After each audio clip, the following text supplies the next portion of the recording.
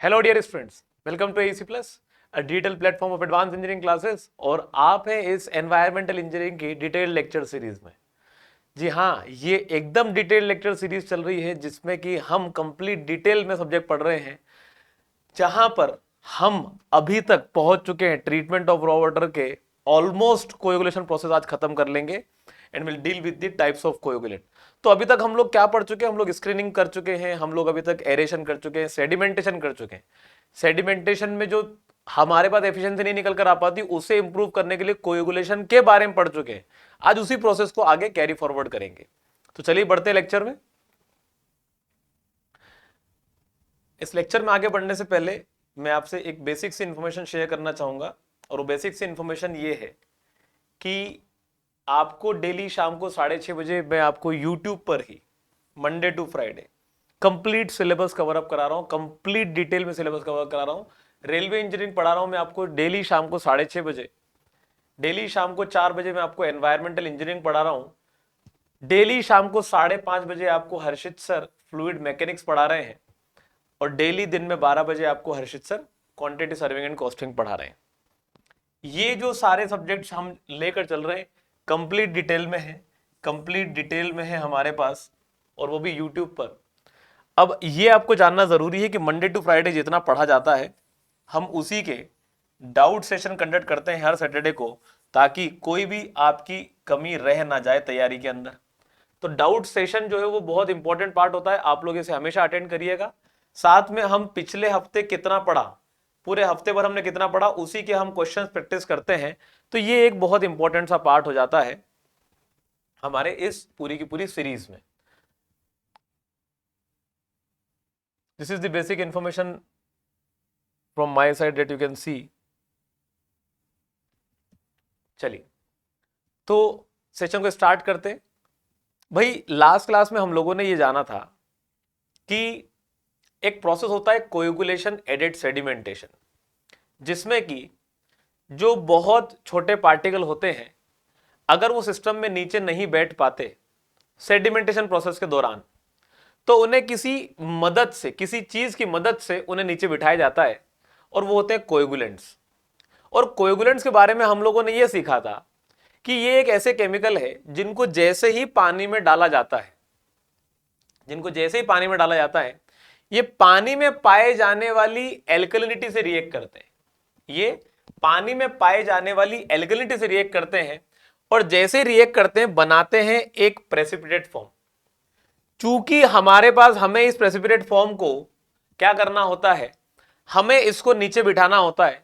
तो हमें इसे बहुत आराम आराम से मिक्सिंग करा कर इन्हीं जिलेटिनस प्रेसिपिटेट्स को, जिन्हें हम फ्लॉक्स भी कहते हैं, हम इन्हें बहुत बढ़िया तरीके से आराम आराम से फ्लोकुलेशन टैंक के अंदर मिक्स कराकर, आपस में कंबाइन कराकर नीचे बिठाने की कोशिश की जाती है। अब बात यह आती है कि लास्ट क्लास में हम लोगों ने कंप्लीट रिएक्शन देख ली थी कि हमारे पास जो कोएगुलेंट्स होते हैं उनमें से एक कॉमन कोएगुलेंट होता है जिसे कहते हैं एलम। तो एलम पानी में एल्कलिनिटी से रिएक्ट करके कितना प्रेसिपिटेट बनाता है, कितना परमानेंट हार्डनेस बनाता है, कितनी एसिडिटी बनाता है, और फिर हमारे पास certain amount of water that is present into the reaction part. हमने ये सब देख लिया था कि कितने ग्राम का एलम कितने ग्राम की अल्कलिनिटी से रिएक्ट करेगा तो कितनी कितनी चीजें बनाएगा। ये इतना एक बेसिक हमने समझ लिया था। लेकिन क्या हमारे पास पानी के अंदर एल्कलिनिटी हमेशा होगी? नहीं। हमने ये भी सीखा था कि पानी में एल्कलिनिटी हो भी सकती है और नहीं हो। अगर होगी तो बहुत बढ़िया, उसी अल्कलिनिटी से रिएक्ट कर लेगा। पानी में अल्कलिनिटी नहीं हुई तो क्या किया जाएगा? एल्कलिनिटी को अलग से ऐड किया जाएगा। बिना अल्कलिनिटी के एलम, फिटकरी, हाइड्रेटेड एल्यूमिनियम सल्फेट ये पानी में रिएक्ट नहीं करते हैं। तो इतना हम लोगों ने लास्ट क्लास में पढ़ लिया था। आज वहीं से आगे बात करते हैं कि हमारे पास if alkalinity is not present in water, it has to be added externally in the following ways. अलग अलग तरीकों से ऐड किया जा सकता है। हमने अभी तक रिएक्शंस देखी थी, ठीक है। हमारे पास प्रीवियस रिएक्शन में हमारे पास जो एल्कलिनिटी थी,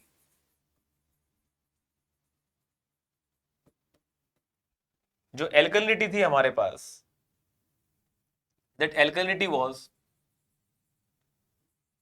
CaHCO3 whole twice, CaHCO3 whole twice। ये हमारे पास एल्कलिनिटी थी जो लास्ट हम लोगों ने रिएक्शन पढ़ी थी उसमें। तो कितने ग्राम के एलम को कितने ग्राम की ये वाली एल्कलिनिटी चाहिए पड़ती है हमारे पास? यहां पर मैं इसे ऐसे लिखने के बजाय इसको इस तरह लिखता हूं। प्रीवियस रिएक्शन में यह समझा था हमने कि हमारे पास 666 gram of alum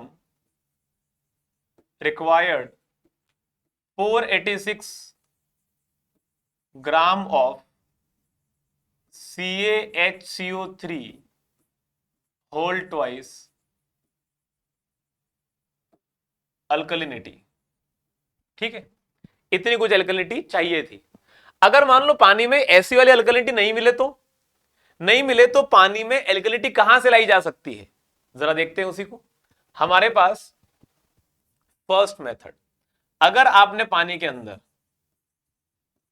CO3 add किया, पानी के अंदर आपने CO2 ऐड किया, पानी के अंदर आपने H2O की कंसिडरेशन रखी, कहने का मतलब यह है कि आपको चाहिए अल्टीमेटली CaHCO3 होल ट्वाइस। तो यहां पर मुझे रिक्वायरमेंट है इसकी, और ये भी कितना चाहिए था? लास्ट रिएक्शन में आपको पता था कि हमें चाहिए होता है 3 मोल्स के बराबर का।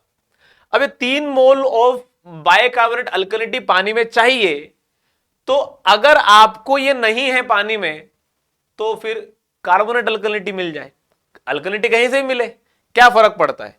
तो अगर ये नहीं है तो ये मिल जाए, लेकिन ये कितनी मिले? तो समझने वाली बात ये है, इतनी क्वांटिटी के लिए, इतनी क्वांटिटी अगर चाहिए तो उसके लिए ये क्वांटिटी कितनी होनी चाहिए? यार देखो सिंपल सी बात है, इसका वेट कितना आया था? इसका वेट आया था 486 ग्राम ऑफ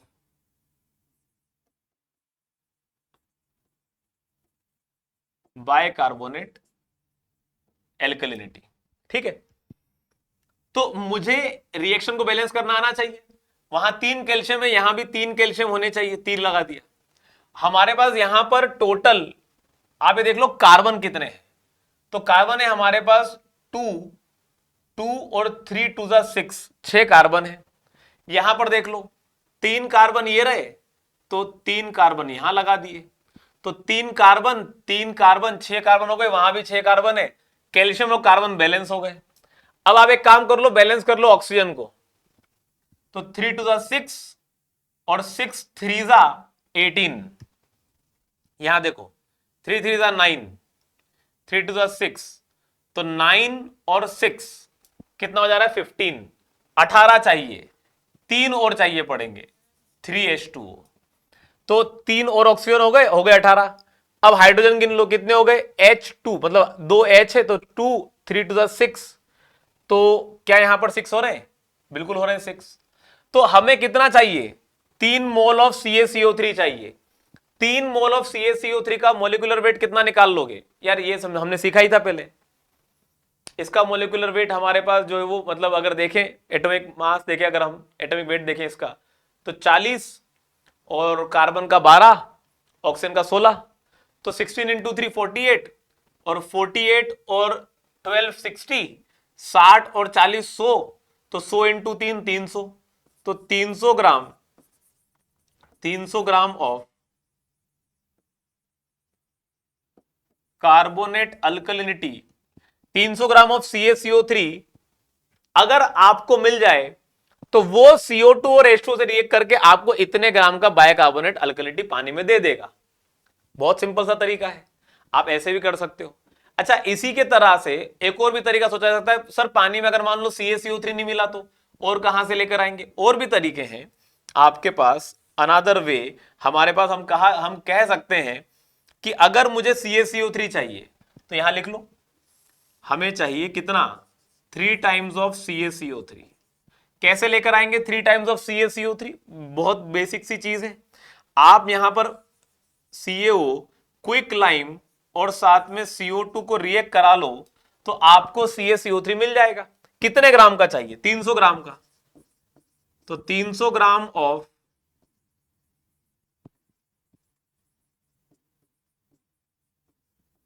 कार्बोनेट अल्कलिनिटी, 300 ग्राम की कार्बोनेट अल्कलिनिटी चाहिए। उसके लिए आपको कौन कौन सी क्वांटिटी कितनी कितनी चाहिए पड़ेगी? बैलेंस कर लो। 3 CA है तो यहां पर 3 CO हो गया। कार्बन बैलेंस कर लो, 3 कार्बन है, यहां 3 कार्बन कर लिए। ऑक्सीजन हो गए 9, 9 3 3 9, तो ये बन जाएगा 3 2 6 और ये 9। तो हमारे पास यहां पर हम कह सकते हैं ये कितना हो जाएगा? कैल्शियम है 40, ऑक्सीजन है 16, 56, 56 into 3 comes out to be 168 gram of quicklime. पानी में अगर तुम 168 ग्राम का क्विक लाइम भी डाल दो तो भी वो इतनी क्वांटिटी का बाइकार्बोनेट बना देगा, और यही बाइकार्बोनेट इतनी क्वांटिटी कार्बोनेट बना देगा, कार्बोनेट अल्कलिनिटी बना देगा। इतनी ही कार्बोनेट अल्कलिनिटी इतनी बाइकार्बोनेट अल्कलिनिटी के बराबर होती है। हमारे पास और क्या तरीके हैं? Another way that we have, आपको पानी के अंदर अगर CO क्विक लाइम नहीं मिल रहा हो तो क्या करो? आपको पानी में अगर क्विक लाइम नहीं मिल रहा हो तो क्या करो? तो चाहिए कितना quick lime? 3 times of CO चाहिए। 3 टाइम्स ऑफ CO चाहिए आपको, तो आपको उसके लिए क्या करना पड़ेगा? आप जरा देख लो। आपको अगर मान लो हाइड्रेटेड लाइम मिल जाए, तो अगर आपको हाइड्रेटेड लाइम मिल जाए तो भी तो काम चल सकता है, बिल्कुल चल सकता है। इस हाइड्रेटेड लाइम में से कुछ अमाउंट ऑफ H2O क्या हो जाएगा? गायब हो जाएगा, तो क्विक लाइम मिल जाएगा हमारे पास। तो इसी में से अगर मान लो मैंने 3 टाइम्स ऑफ CO निकालना चाहा तो कुछ अमाउंट ऑफ वाटर निकल जाएगा इसमें से। कितना निकलेगा वो जरा देख लेते हैं। मुझे ये चाहिए 3 टाइम्स ऑफ CO, क्या कहते हैं इसको? 168 ग्राम ऑफ क्विक लाइम चाहिए। तो ये तीन कैल्शियम है मेरे पास, तो 3 कैल्शियम की जगह यहां भी 3 कैल्शियम करना पड़ेगा। तो कैल्शियम तो बैलेंस हो गया। अब ऑक्सीजन को बैलेंस करने का सोचो, यहां 3 ऑक्सीजन है, यहां 3 ऑक्सीजन है, और यहां ऑक्सीजन जरा देखो कितने हो रहे हैं? 2, 3 2 6। अब ये 6 ऑक्सीजन, यहां 3 ऑक्सीजन, तो यहां एक काम करते 3 ऑक्सीजन और लिख देते, ये बन गए 3 ऑक्सीजन। हाइड्रोजन कितने हो गए? 3 2 6। यहां कितने हो रहे हैं? 2 इंटू 3 6। तो हाइड्रोजन बैलेंस हो गए, ऑक्सीजन बैलेंस हो गए, कैल्शियम बैलेंस हो गया, केल खत्म हो गया अपना। इतना क्विक लाइम अगर चाहिए तो आपको इतने अमाउंट का हाइड्रेटेड लाइम चाहिए ही पड़ेगा। कितना होता है ये इतने अमाउंट का हाइड्रेटेड लाइम? ऑक्सीजन 16 और एक 17, 17 दूनी 24, सॉरी 17 दूनी 34, 34, 34 हमारे पास ये हो गया। फिर 34 के साथ में 40 का कैल्शियम मिला तो 74 हो गया। ठीक है, 74 इंटू 3 करेंगे तो 70 इंटू 3 होता है 210, और 4 इंटू 3 होता है 12, तो 210 और 12 222। क्या बन जाएगा ये हमारे पास? 222 ग्राम ऑफ हमारे पास हाइड्रेटेड लाइम, हाइड्रेटेड लाइम। तो ये बात ध्यान रखिएगा, हम alkalinity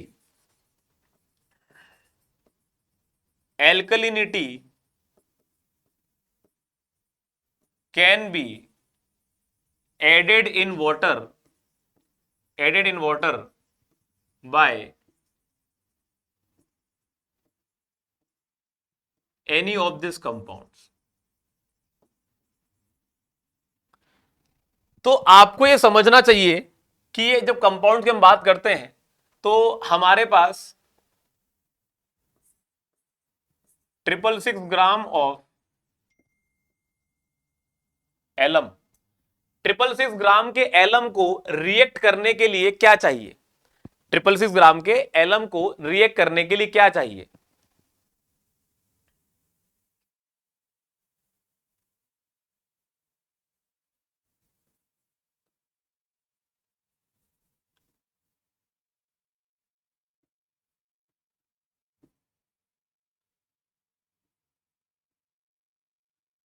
triple six gram of alum requires either of these, इनमें से कोई भी एक चीज चलेगी। क्या चलेगी? या तो 486 gram of CaHCO3 whole twice to react. या तो 486 ग्राम का 666 ग्राम के एलम को 486 ग्राम का CaHCO3 होल ट्वाइस दे दो, या फिर इसे दे दो 300 gram of CaCO3 to react. Ultimately react ही करना है। या फिर इसे दे दो 168 ग्राम ऑफ CaO2 रिएक्ट, या फिर इसे दे दो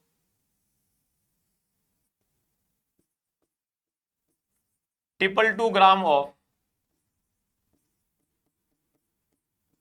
CaOH whole twice to react. इनमें से कोई भी चीज दे दो इसे रिएक्ट करने के लिए, ये सभी से कंप्लीटली रिएक्ट करके वही रिएक्शन बनाएगा जो हमारे पास रिएक्शन अभी तक बन रही थी। नहीं, चलिए ठीक है, आगे बढ़ते हैं यहां से।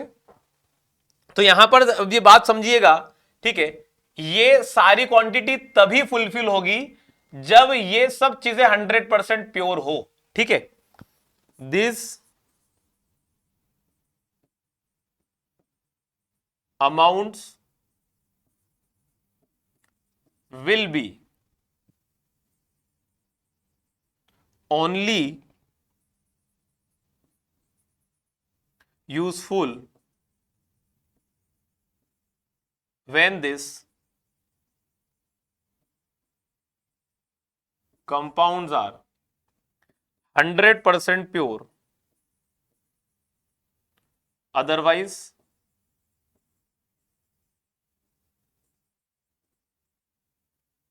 their quantity will have to be increased.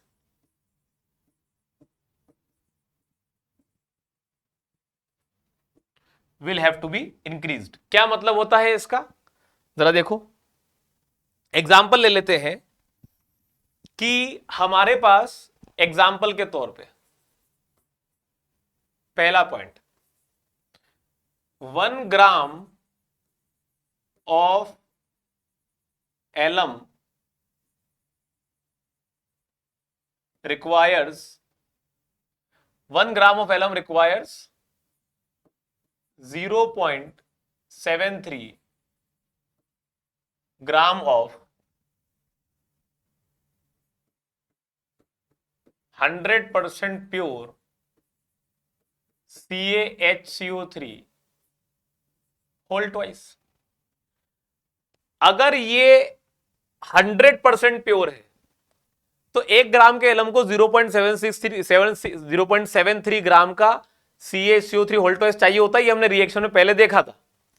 अगर मान लो ये 100% प्योर नहीं हुआ तो, अगर ये 100% प्योर नहीं हुआ मतलब जितना तुम डालोगे उसमें से कुछ क्वांटिटी तो इम्प्योरिटी के कारण बर्बाद हो जाएगी और कुछ ही हमारे पास मिल पाएगा। अगर मान लो ये 50% ही हमारे पास 1 gram of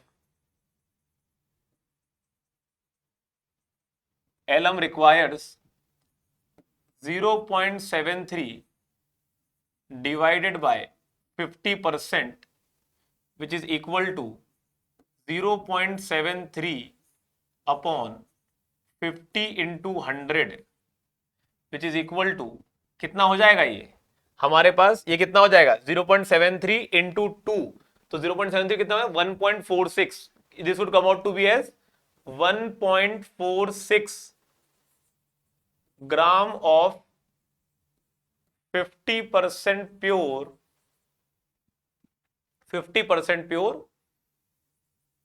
CaHCO3 whole twice. अगर ये 50% प्योर रहा तो कितना चाहिए पड़ेगा हमें, ये जितनी क्वांटिटी है डिवाइड बाय उतने परसेंटेज से कर दो। परसेंटेज को कन्वर्ट कर दिया मैंने उसकी फ्रैक्शन वैल्यू के अंदर, तो 50% तो 50/100 कर दिया।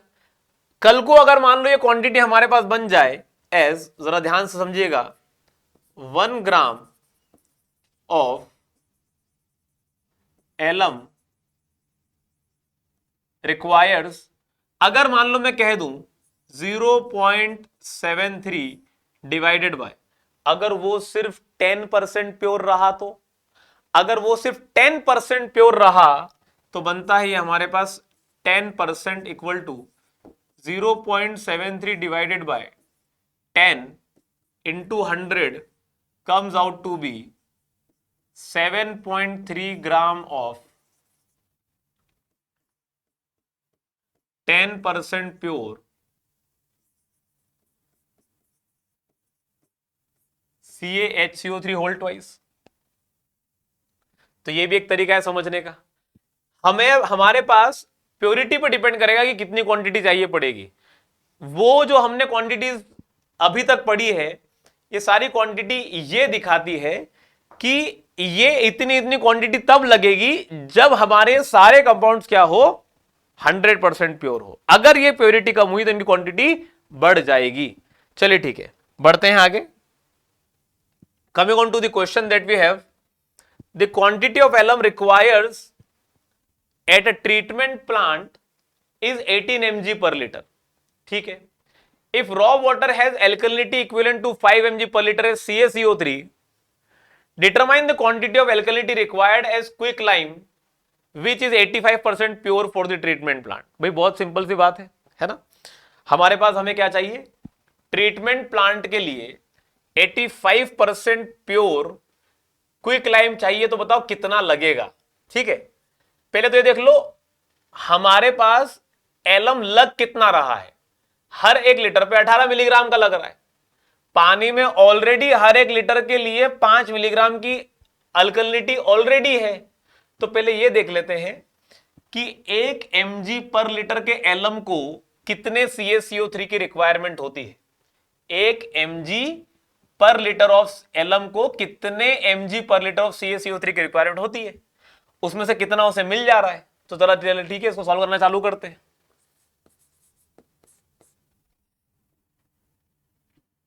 क्या बनेगा हमारे पास, 666 mg per litre of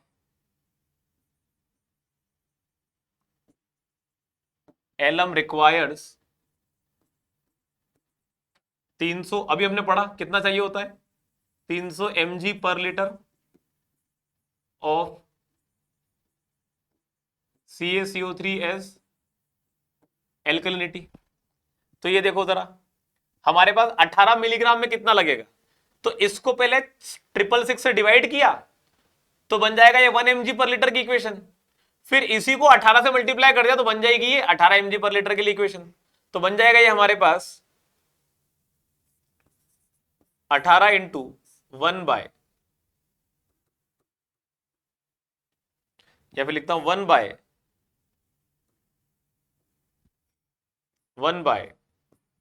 666, 1 bye 666 into 18 mg per litre of alum requires. तो पहले क्या डिवाइड करेंगे, 300 में डिवाइड करेंगे किसका, 666 का। ठीक है, तो इसको हमने डिवाइड किया 666 से, तो हमारे पास ये बना क्या, अच्छा चलो ठीक है 666 लिख लो यहां पर, अब ये सही हो जाएगा। 666 को 666 से डिवाइड किया, फिर 18 से मल्टीप्लाई कर दिया। 300 को भी 666 से डिवाइड किया, फिर किससे मल्टीप्लाई कर देंगे, 18 से मल्टीप्लाई कर देंगे। तो mg per litre of CaCO3 as alkalinity, तो ये कितना बन जाएगा, ये बन जाएगा 18 mg per litre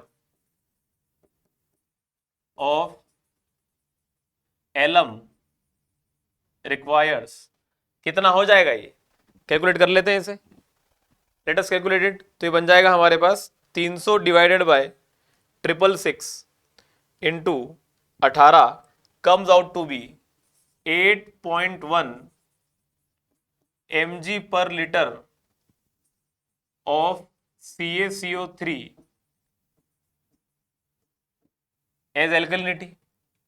8.1 mg per litre of CaCO3 as alkalinity, ये हमारे पास जो है वो इतना चाहिए।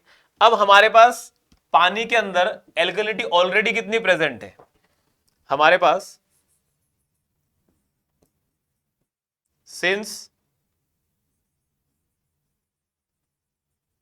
Already present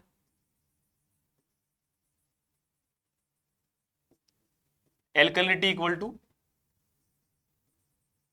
5 mg per liter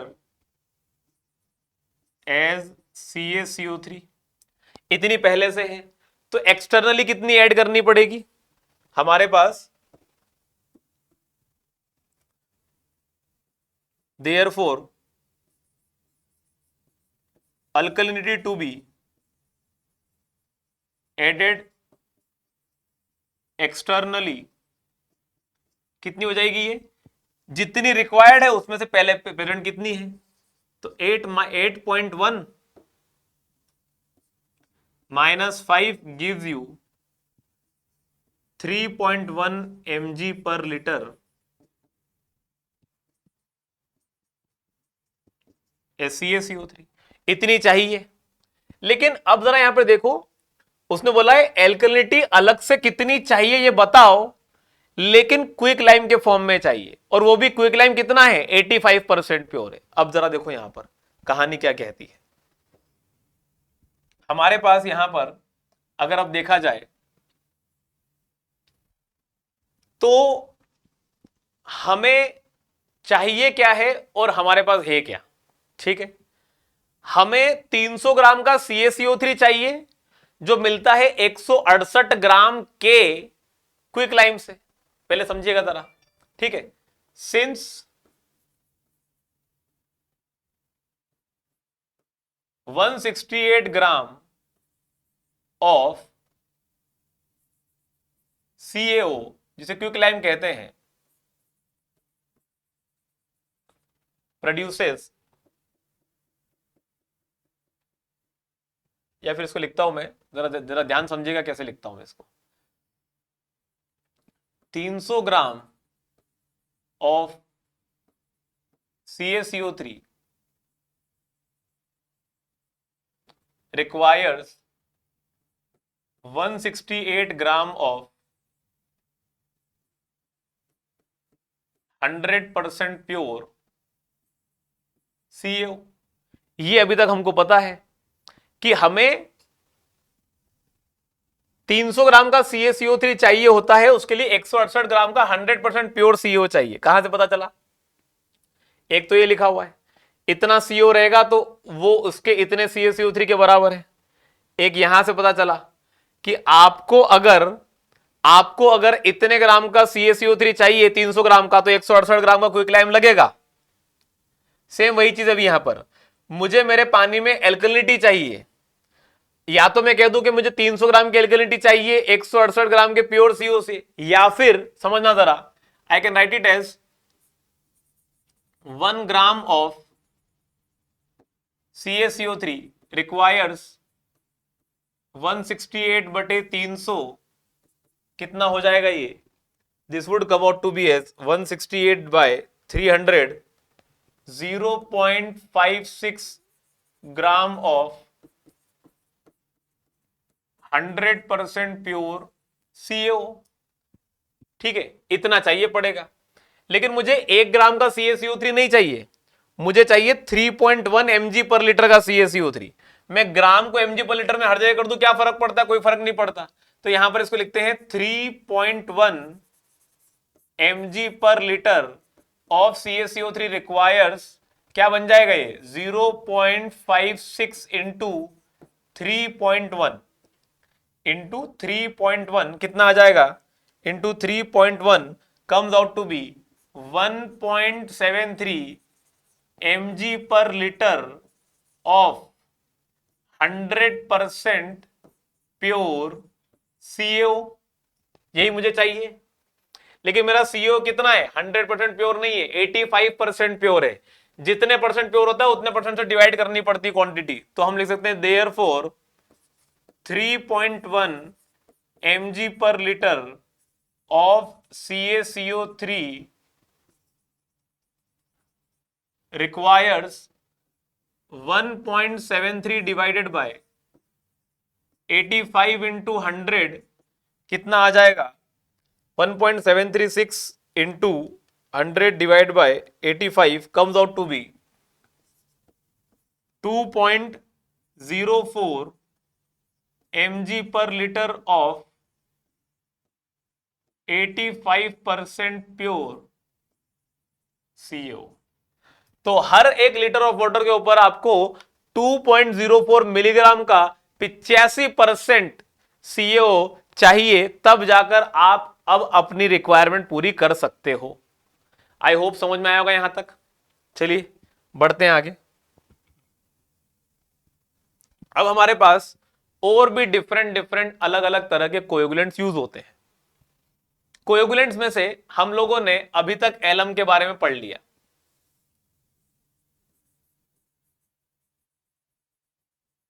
already studied, ठीक है। हमारे पास क्या प्रॉपर्टीज है एलम की, वो हम ऑलरेडी जान चुके हैं। एलम के जैसे ही और भी अलग अलग तरह के हमारे पास जो है वो कोएगुलेंट्स होते हैं, जिनमें से पहला जरा देख लो, नाम है कॉपरस। कॉपर से इसको बिल्कुल भी कंफ्यूज मत करना, सिर्फ नाम दिया गया कॉपरस, कहलाता है हाइड्रेटेड फेरस सल्फेट FeSO4.7H2O। एकदम सेम काम करता है एलम के तरह। इसको भी आप उठा के डाल दो रिएक्शन में, आप एल्कलिनिटी से रिएक्ट करा दो, फिर से प्रेसिपिटेट बनाएगा, सब कुछ वैसा ही चलेगा। It has same purpose as that of alum. It has same purpose as that of alum, बिल्कुल सेम पर्पस है। But it causes colours in water, hence not use for drinking water supply. पानी में तुम जैसे डाल दोगे, hydrated ferrous sulphate है, iron है इसके अंदर, पानी में कलर छोड़ना चालू कर देता है, आप इसका यूज वाटर सप्लाई में नहीं करते। आयरन के जितने भी हमारे पास कंपाउंड्स होते हैं एल्यूमिनियम से हमेशा सस्ते पड़ेंगे। ट्रीटमेंट वाटर मतलब वेस्ट वाटर ट्रीटमेंट में जरूर यूज किया जा सकता है, क्योंकि वहां पे कलर का कोई ज्यादा लोड नहीं होता। बात आती है पीएच वर्किंग रेंज है इसकी 8.5 से ऊपर। ये बात जो है वो बहुत इंपॉर्टेंट है, 8.5 से ऊपर इसकी पीएच वर्किंग रेंज है। एलम भी वैसा ही है हमारे पास, एलम भी वैसा ही है, एलम की भी हमारे पास जो है वैसी ही कंडीशन है। लेकिन जब हम बात करते हैं हमारे पास कि हमने अगर हमारे इस कॉपरस के अंदर FeSO4.7H2O के अंदर मान लो क्लोरीन मिला दिया, क्या कर दिया, मान लो क्लोरीन मिला दिया, तो बन जाता है ये क्लोरीनेटेड कॉपरस। क्या बन जाता है ये, क्लोरीनेटेड कॉपरस। तो हमारे पास यहां पर कैसे बनता है क्लोरीनेटेड कॉपरस, जरा देखने की कोशिश करना। अगर आपने 6 टाइम्स ऑफ FeSO4.7H2O को अगर आपने रिएक्ट करवा दिया किससे, 3 टाइम्स ऑफ Cl2 से, तो अब ये आपको 2 प्रोडक्ट देगा। It is going to give you 2 products, जो कि हमारे पास twice of Fe2SO4 whole thrice plus it is going to give you twice of FeCl3 plus water. जो ये हाइड्रेटेड है उसमें से वाटर बाहर आ जाएगा, वो हमारे काम का नहीं। हमारे पास आपका जो फेरस सल्फेट था, हाइड्रेटेड फेरस सल्फेट, इसी में अगर क्लोरीन मिला दो तो भी ये 2 अलग अलग कंपाउंड देता है। वो दोनों भी एक कोएगुलेंट की तरह काम करते हैं, लेकिन अब दोनों की अपनी अपनी रिएक्ट करने की टेंडेंसी अलग अलग है। रिएक्ट करने की टेंडेंसी अलग अलग है मतलब क्या, इन दोनों की वर्किंग पूरी तरह सेम है, अंतर सिर्फ इनका इनकी पीएच रेंज। ये जो पीएच रेंज है यहां पर थोड़ा सा उल्टा लिखा हुआ है, आप इसको रेफर कर लीजिएगा। FeCl3 की पीएच वर्किंग रेंज है, अगर पीएच पानी का 3.5 से 6.5 रहा, अगर पीएच पानी का 3.5 से 6.5 रहा या 8.5 के ऊपर रहा, तो ये रिएक्शन में जो 2 कंपाउंड बने हैं इनमें से ये काम करेगा, लेकिन ये वर्क नहीं करेगा उतने अच्छे से। और Fe2SO4 होल थ्राइस की जो पीएच वर्किंग रेंज है वो है 4 से 7 और 9 के ऊपर। तो कभी कभी होता है कि हम पानी का पीएच चेक कर लेते हैं, फिर देखते हैं कि अच्छा पीएच तो इस रेंज की इसमें जा रहा है, तो फिर कौन सा ज्यादा अच्छा रिएक्ट करेगा, हम उस पर ज्यादा फोकस करते हैं। तो बात ध्यान रखिएगा, कोएगुलेंट तो कई सारे हैं। पहला है हमारे पास एलम, एलम के जैसा ही कॉपरस भी, लेकिन कलर कॉजिंग है, इसलिए इसको वेस्ट वाटर में यूज करते हैं, वाटर सप्लाई में इस्तेमाल नहीं करते। अगर कॉपरस में क्लोरीन डाल देते हैं तो क्लोरीनेटेड बन जाता है, काम वो भी वैसे ही करेगा, बस पीएच वर्किंग रेंज में थोड़ा सा चेंज आ जाता है। ये भी सस्ता पड़ेगा क्योंकि इसके अंदर भी आयरन के सॉल्ट है और ये भी कलर कोजिंग है, सब अपने अपने आप में अलग ही तरीके से वर्क करते हैं। अब अगली बात आती है हमारे पास सोडियम एल्यूमिनेट की। सोडियम एल्यूमिनेट हमारे पास Na2Al2O4 की बात चल रही है। ये एक ऐसा हमारा जो आप समझ लीजिए कि कोएगुलेंट है जो बाकी सबसे अलग है। बाकी सबसे अलग है का मतलब ये होता है जितने भी अभी तक के कोएगुलेंट पड़े उन सभी के अंदर एक सिंपल सी कंडीशन होती है, पानी में वो ढूंढते हैं एल्कलिनिटी कहां है और एल्कलिनिटी से रिएक्ट करते हैं, फिर एल्कलिनिटी से रिएक्ट करके जो प्रेसिपिटेट बनाते हैं वो तो ठीक है, लेकिन जो दो बाकी चीजें बनाते हैं ना वो सबसे बड़ी दिक्कत है, एक परमानेंट हार्डनेस और एक साथ में एसिडिटी। लेकिन ये जो है ये ना पानी में एक्स्ट्रा हार्डनेस बढ़ाता है ना पानी में इसको अल्कलिनिटी चाहिए रिएक्ट करने के लिए, मतलब कि हमारे लिए बहुत ही बढ़िया तरीके का हमारा कोएगुलेंट हो जाता है। It is different from all other coagulants because it does not require alkalinity to react, बात सही है। It does not produce any permanent hardness और एसिडिटी इन दी वाटर, बहुत अच्छी बात है, कोई अलग हमारे पास कंपाउंड नहीं बनाएगा। But it is very costly and not preferred for treatment in treatment plant. भाई वापस से वही दिक्कत, इकोनॉमी अपने आप में प्रॉब्लम बन जाती है। इकोनॉमी की दिक्कत जैसे ही आएगी हम तुरंत प्रोडक्ट का यूज करना अपने आप में बंद कर देंगे। पीएच वर्किंग रेंज है इसकी 6.5 से 8 लिखा हुआ है, 6.5 नहीं, इट इज बेसिकली जस्ट 6 से 8.5 तक, ठीक है, 6 से 8.5 तक हमारे पास की पीएच वर्किंग रेंज रहेगी। मोस्ट एफिशिएंट कोएगुलेंट की कैटेगरी में आता है, ठीक है, बात ध्यान रखिएगा। Coming on to the next part कि पानी में अगर मुझे अब ये कोएगुलेशन प्रोसेस करवाना है, सर मैं तो ट्रीटमेंट प्लांट पे चला गया, सर मेरा जो है वो पीएचई में वर्किंग मतलब जो है वो अब जॉब लग गई है और अब मुझे वहां जाना है, क्या करूं? जिस भी ट्रीटमेंट प्लांट में जाओगे वहां पर एक लेबोरेटरी सेटअप होगी जो ये सारे टेस्ट करती रहती है, डेली करती रहती है। क्यों? क्योंकि डेली पानी ले रहे हैं, डेली पानी लोगों को सप्लाई कर रहे हैं, तो ये सब चीजें चेक करते रहनी पड़ती है। जब ये सारी चीजें चेक करते रहनी पड़ती है तो फिर वहां पर जरूरत पड़ती है कि हमें ये चेक करते रहना पड़े कि पानी के अंदर हमें स्क्रीनिंग करनी है क्या, बिल्कुल करनी है क्योंकि बड़े बड़े पार्टिकल आ रहे हैं। एरेशन करनी है क्या, पता लगा लिया, पानी में डिजोल्व मिनरल है क्या, डिजोल्व सॉल्ट है क्या, डिजोल्व गैसेज है क्या, डिजोल्व ऑर्गेनिक मैटर है क्या, है तो एरेशन भी करा दिया। फिर देखा पानी में सेडिमेंट पार्टिकल है क्या, अगर है तो सेडिमेंटेशन करा दिया। सेडिमेंटेशन के बाद सैंपल उठाया, देखा कि यार बारीक बारीक पार्टिकल तो अभी भी रिमूव नहीं हुए, इनको रिमूव कराना पड़ेगा, कैसे कराएं कैसे कराएं? तो किसी ने कहा कि अरे कोएगुलेशन करवा लो, कोएगुलेशन करवा लो। कोएगुलेशन में क्या होता है, कोएगुलेंट डालते हैं, जैसे पानी में डालता है वो अल्कलिनिटी से रिएक्ट करके एक ऐसा प्रेसिपिटेट बनाता है जिसको पूरे पानी में फैला दोगे तो वो सब इंप्यूरिटी चिपका लेगा अपने ऊपर, और जब उन सबको आप चिपका के नीचे बिठा दोगे तो सब इंप्यूरिटी निकल जाएगी। मैंने कहा बहुत ही अच्छी चीज है ये तो मैंने कहा कि लाओ लाओ लाओ बहुत सारा कोएगुलेंट ले आओ और बहुत सारा कोएगुलेंट डाल दो। किसी ने कहा ऐसे काम नहीं चलेगा, टेस्ट करना पड़ेगा कितना कोएगुलेंट डाला जाए। मैंने कहा ये भी होता है क्या, कैसे टेस्ट करेंगे?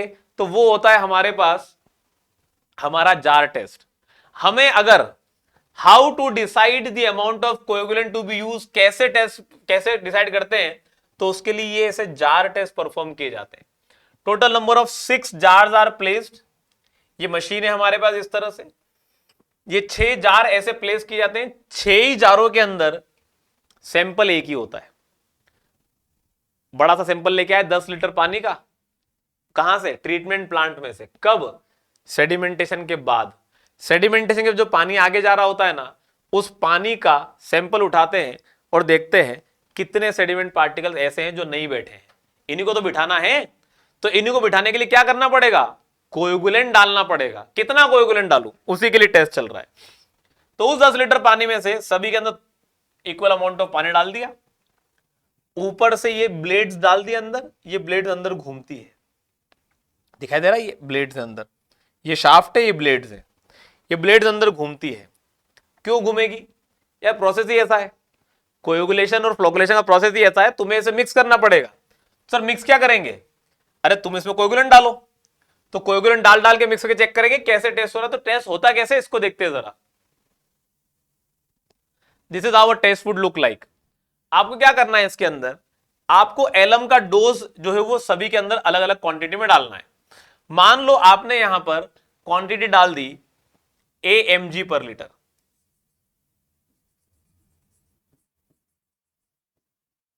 किसकी क्वांटिटी डाली? एलएम की क्वांटिटी डाली।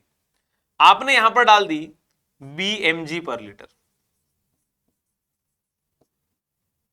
आपने यहां पर डाल दिया CmG पर लीटर। आपने यहां डाल दिया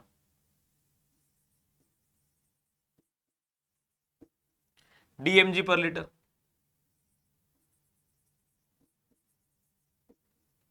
और यहां आपने डाल दिया FmG पर लीटर।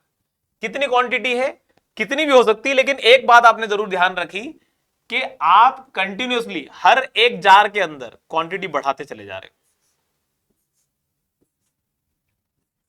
क्वांटिटी बढ़ाते चले जा रहे हो। तो आपने देखा क्या यहां पर? जरा इमेजिन करिएगा सिचुएशन को। अब आपने ये देखा कि मैंने इसमें जैसे ही AmG पर लीटर का एलम डाला, उस एलम ने एल्कलिनिटी से रिएक्ट किया और जितने भी टर्बिड पार्टिकल्स थे उन सबको अपने साथ चिपका लिया। और मैंने शुरुआत में तो बहुत तेजी से मिक्स करा ताकि पूरे पानी में वो एलम फैल जाए, और वो एलम फैलने के बाद मैं यहां लिख देता हूं इसे डोसेज ऑफ एलम।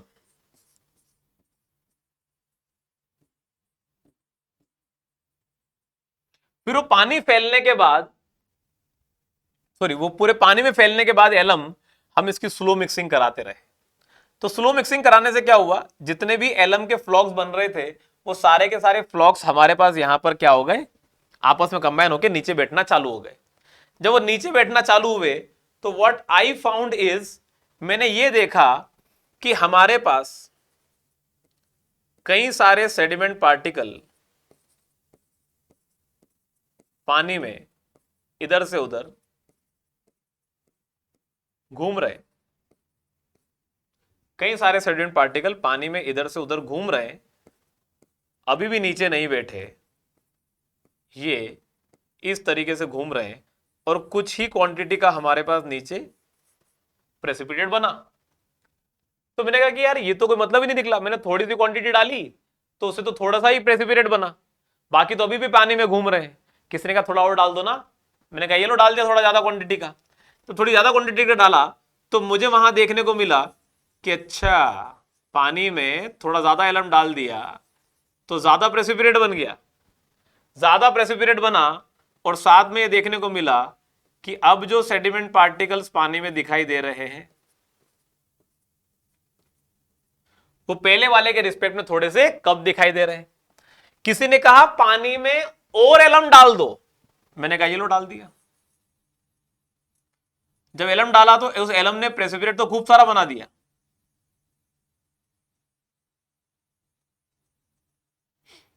प्रेसिपिटेट तो खूब सारा बना दिया, और मुझे वहां पर जो सेडिमेंट पार्टिकल दिखाई दिए पानी के अंदर अब वो थोड़े कम दिखाई दिए। ठीक है, थोड़े कम दिखाई दिए एज कंपेयर टू दिस। किसी ने कहा एक काम करो और क्वांटिटी डालो तो और सेडिमेंट पार्टिकल चिपकेंगे कोएगुलेंट से और साथ में नीचे बैठ जाएंगे। मैंने कहा बात तो सही बोल रहे हो। तो मैंने नीचे का प्रेसिपिटेट देखा, मैंने कहा यार ये प्रेसिपिटेट तो सही दिखाई दे रहा है, और ज्यादा क्वांटिटी का बन गया, और ज्यादा क्वांटिटी का बन गया मेरे पास ये प्रेसिपिटेट। और साथ में क्या देखने को मिल रहा है कि यहां पर मेरे पास अब जो सेडिमेंट पार्टिकल है वो और कम दिखाई दे रहे हैं, और कम दिखाई दे रहे हैं। तो मैंने कहा कि यार अगर इसको पूरा 100% रिमूव करना रहा तो क्या करेंगे? किसी ने कहा और डाल दो क्वांटिटी, मैंने कहा ये लो और क्वांटिटी डाल दी।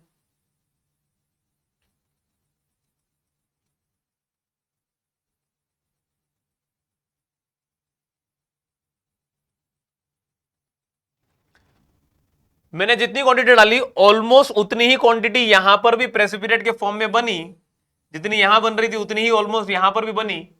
अंतर बस इतना सा आया, मैंने जितना एलम डाला उस एलम ने एल्कलिनिटी से रिएक्ट किया तो सही, प्रेसिपिटेट बन के नीचे बैठा भी सही, जितना यहां था उतना। जब मैंने एक्स्ट्रा क्वांटिटी डाली ना, उस एक्स्ट्रा क्वांटिटी ने खुद अब एल्कलिनिटी तो बची नहीं पानी के अंदर, एल्कलिनिटी कम रह गई, जितनी एल्कलिनिटी से रिएक्ट करना था वो कर गया, मैंने और क्वांटिटी डाल दी तो एल्कलिनिटी तो उतनी है ना जितनी थी पानी के अंदर, सभी में एक जैसी है। मैं एक्स्ट्रा क्वांटिटी डाल दूंगा तो वो एक्स्ट्रा एल्कलिनिटी से रिएक्ट कहां से करेगा, एल्कलिनिटी ही नहीं है मेरे पास ज्यादा। तो क्या हुआ, यहां पर मुझे अब पानी के अंदर टर्बिड पार्टिकल थोड़े से ज्यादा दिखना चालू हो गए। मैंने कहा ये कैसे हो गया गड़बड़ी, पहले पार्टिकल धीरे धीरे कम होते चले जा रहे थे सेडिमेंट पार्टिकल, अब यहां बढ़ गए। मैं कहा पता नहीं, हो सकता गलती हो गई हो, एक काम करते हैं थोड़ा और ऐड करते हैं क्वांटिटी, थोड़ा और क्वांटिटी ऐड करते हैं। तो हमने ये पाया कि ये एक्स्ट्रा क्वांटिटी ऐड करने पर प्रेसिपिटेट तो बन रहा उतना ही जितना यहां बन रहा था, लेकिन और एक्स्ट्रा क्वांटिटी पानी में अब जो है और टर्बिडिटी कॉज करना चालू कर दे रही है। मैंने कहा ये तो उल्टा हो गया यार, ये तो उल्टा हो गया कि मैं पानी में जैसे जैसे क्वांटिटी बढ़ाते चले जा रहा हूं, मेरे पास एक लिमिट तक तो सेडिमेंट पार्टिकल पानी में घट रहे हैं, फिर बढ़ते चले जा रहे हैं। यहां से मुझे समझ में आया कि हमारे पास ये जो है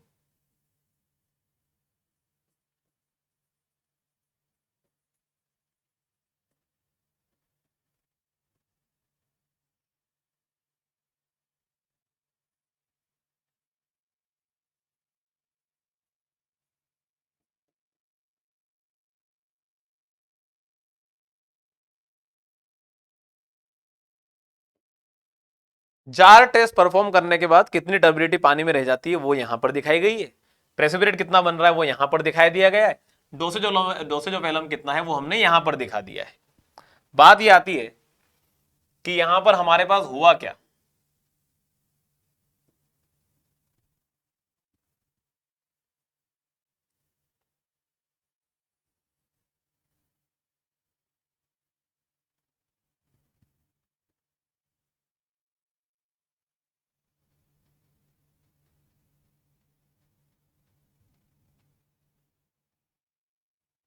यहां नीचे लिखते हैं dosage of alum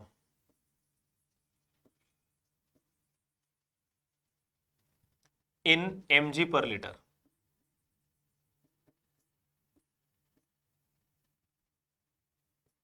value mention करते हैं A B C D E F, और यहां लिखते हैं एफिशिएंसी ऑफ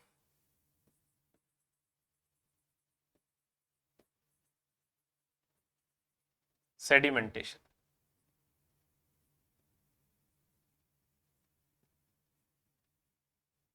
ठीक है, मान लेते हैं मुझे ए वाले पॉइंट पर कुछ सर्टेन अमाउंट की एफिशिएंसी मिली,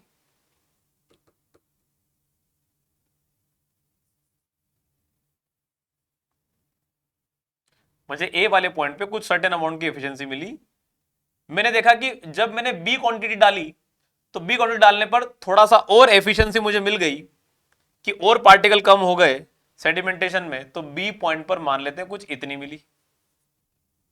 ठीक है, हमने आगे देखा कि जब हमने और क्वांटिटी ऐड करी तो हमारे पास मान लेते हैं सी पॉइंट पर कुछ इतनी एफिशिएंसी मिली। हमने कहा कि हमने जब और क्वांटिटी डाली तो हमें और एफिशिएंसी मिली, डी क्वांटिटी पर कुछ इतनी मिली। अब जरा देखो, डी के बाद और आगे बढ़े तो घटना चालू हो गई, जब ये घटना चालू हो गई तो हमने कहा कि हमें ई पॉइंट पर कुछ कम एफिशिएंसी मिली। ई पॉइंट मतलब ई क्वांटिटी डालने पर, एफ क्वांटिटी डालने पर कुछ और एफिशिएंसी कम हुई। हमने कहा अगर इसे ज्वाइन करते हैं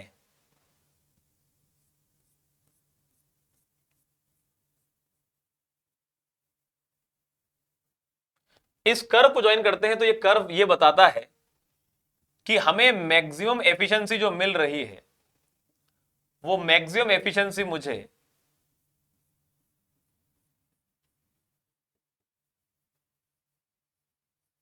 कहां मिल रही है, इस पॉइंट पे मिल रही है। इसे कहते हैं मैक्सिमम एफिशिएंसी ऑफ सेडिमेंटेशन। और ये कहां मिल रही है मुझे मैक्सिमम एफिशिएंसी सेडिमेंटेशन की? इस डोसेज पे मिल रही है। इस डोसेज को कहा जाता है ऑप्टिमम डोसेज ऑफ एलम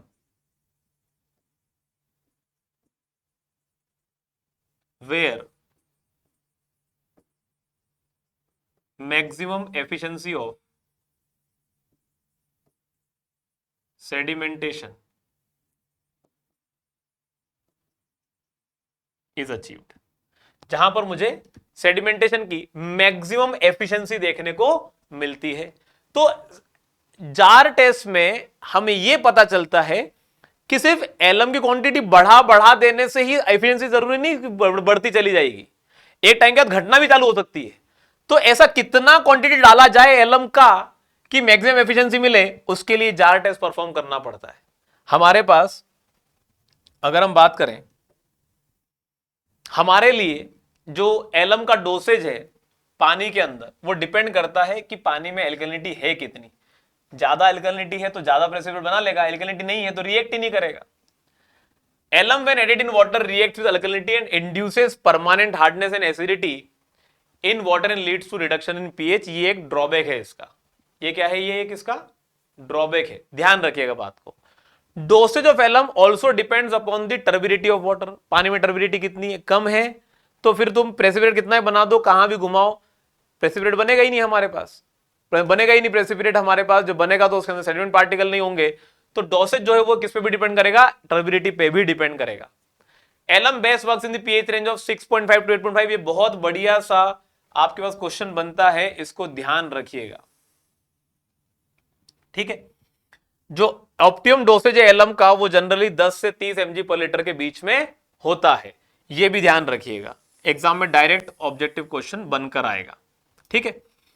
हमारे पास alum also removes taste and odour and colour from the water. Alum की जब रिएक्शन कराते हैं तो एलम की रिएक्शन के दौरान यह देखने को मिलता है कि पानी के अंदर अगर कुछ ऐसी चीजें रिमूव कर दें तो उसकी वजह से हमारे पास पानी के अंदर पाए जाने वाली ऑर्डर या फिर पानी के अंदर पाए जाने वाला कोई कलर या टेस्ट ऐसा कुछ भी हो, वो सब भी पानी के अंदर से रिमूव हो जाता है, ठीक है। ध्यान रखिएगा इस बात को।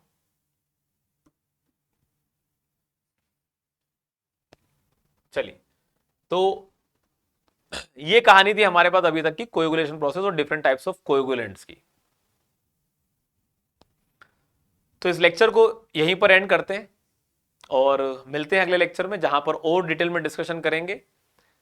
हमारे पास एसएससी जेईई 2023 के लिए एप्लीकेशन पर सार्थक बैच ऑलरेडी रनिंग है, आप इसके लिए एनरोल कर सकते हैं अगर आप एसएससी जेईई की प्रिपरेशन करना चाहते हैं। तो अगर आप इंडिया में बैठे कहीं पर भी किसी भी स्टेट और जेईई और एई की एग्जाम की तैयारी करना चाहते हैं, हमारे इस विजय बैच जो कि कॉम्प्रिहेंसिव बैच है सिविल इंजीनियर्स के लिए, जिसमें हम हमारी ऑफलाइन क्लासेस से लाइव आपको ये कोर्स पढ़ा रहे हैं, आप इसके में भी एनरोल कर सकते हैं। अगर आपका नॉन टेक्निकल पोर्शन वीक है किसी भी जेईई और एई एग्जाम को फोकस करते वक्त, तो आप इस नॉन टेक के महापेक में अपने आप को एनरोल कर सकते हैं और अपने प्रिपरेशन को बूस्ट दे सकते हैं। अगर आप एसएससी जेईई की प्रिपरेशन ऑलरेडी कर रहे हैं, रनिंग में है, तो आपको जरूरत है एसएससी जेईई 2023 की टेस्ट सीरीज की, जो कि आपकी प्रिपरेशन को और ज्यादा बेहतर बना सकती है, आपको स्ट्रेटेजी बनाने में हेल्प कर सकती है। तो आप इन टेस्ट सीरीज को एनरोल कर सकते हैं।